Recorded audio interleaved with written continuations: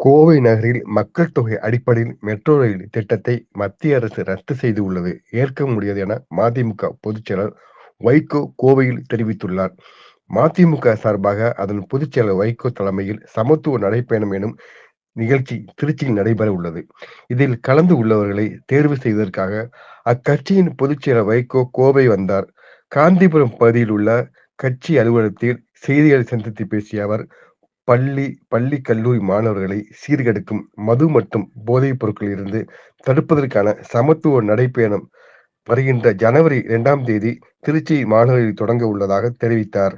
இந்த சமத்துவ நடைபயணத்தை தமிழக முதலமைச்சர் மு.க.ஸ்டாலின் தொடங்கி வைக்க உள்ளதாக அவர் தெரிவித்தார். தொடர்ந்து மதுரையில் முடியும் இந்த நடைபயணம் நிறைவு நிகழ்ச்சியில் தமிழ்நாடு காங்கிரஸ் கட்சி தலைவர் செல்வ பெருந்தகை, சிபிஐ, சிபிஎம் மற்றும் விடுதலை சிறுத்தை உள்ளிட்ட பல்வேறு கட்சி தலைவர்கள் கலந்து கொள்வார் என தெரிவித்தார். கோவை மதுரையில் மெட்ரோ ரயில் திட்டங்களை மத்திய அரசு ரத்து செய்துள்ளதை கடுமையாக விமர்சித்து, மக்கள் தொகை அடிப்படையில் மெட்ரோ ரயில் திட்டத்தை மத்திய அரசு ரத்து செய்து உள்ளதை ஏற்க முடியாது என விமர்சித்தார்.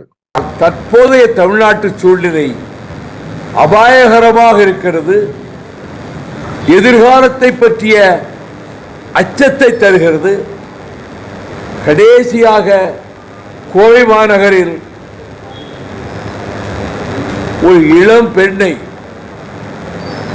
அந்த பெண் நேசித்த ஒரு இளைஞனோடு அமர்ந்து பேசிக் கொண்டிருந்த இடத்திற்கே 4 பேர் சென்று அந்த இளைஞனை அடித்து விரட்டிவிட்டு அந்த பெண்ணை நாராக நாசப்படுத்திய கொடுமையை பத்திரிகையில் படித்தே அதிர்ந்து போறான்.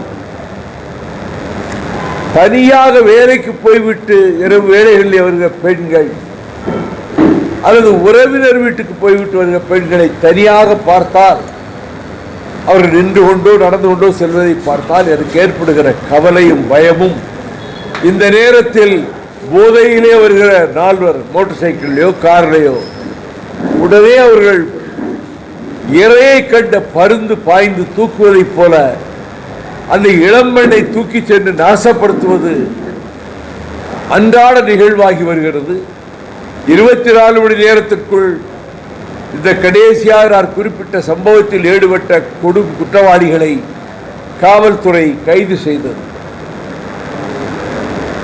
நடந்து முடிந்த பிறகு காவல்துறை கைது செய்தது சரி, காவல்துறையினுடைய கடமை உணர்ச்சியை நினைவூட்டுவதாக இருந்தாலும், வருமுன் காப்பதுதான் இப்படிப்பட்ட அபாயங்களில் இருந்து தமிழ்நாட்டை காப்பாற்ற முடியும் என்ற வகையில் நான் இதில் பிரதானமாக போதைப் பொருட்கள், ட்ரக்ஸ் பிளஸ் கஞ்சா, இது கல்லூரி மாணவர்களிடத்திலே இந்த பழக்கம் பரவி வருகிறது. உயர்நிலைப்பள்ளி மேல்நிலைப்பள்ளி மாணவர்களுக்கும் இந்த ஆபத்து வந்துவிட்டது. மிக வேதனைப்பட வேண்டிய அம்சம் என்னவென்றால், நான் வெட்கத்தோடும் வேதனையோடும் தலைகுனிவோடும் இந்த தமிழ் மண்ணில் அதை சொல்லுகிறேன். தமிழ்நாட்டில் இளம் பெண்கள், கல்லூரி பள்ளி மாணவ பெண்கள் சிலர் கூட குடிக்கவும் ஆரம்பித்து விட்டார்கள். இந்த போதைப் பொருளை பயன்படுத்தவும் ஆரம்பித்து விட்டார்கள்.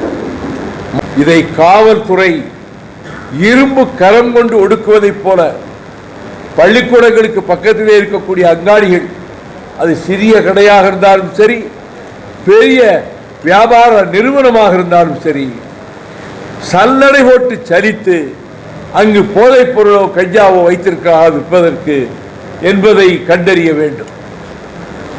காவல்துறையினுடைய உளவு பிரிவினர் விசாரித்தால் எந்தெந்த வட்டாரங்களில் இந்த கஞ்சா போதையை விநியோகித்து அதில் பணம் சம்பாதிக்கிறார் என்பதை கண்டுபிடித்து விடலாம். அதற்கு சிறப்பு சட்டத்தை சட்டமன்றத்திலே நிறைவேற்றி அவர்களுக்கு குறைந்தபட்சம் 7 ஆண்டுகளுக்கு குறையாத சிறை தண்டனை கொடுக்கப்படுகிற வகையில் அப்படி ஒரு சட்டத்தையும் நிறைவேற்றி அதிலே தீவிரமாக அரசு செயல்பட வேண்டும் என்பது என்னுடைய வேண்டுகோள்.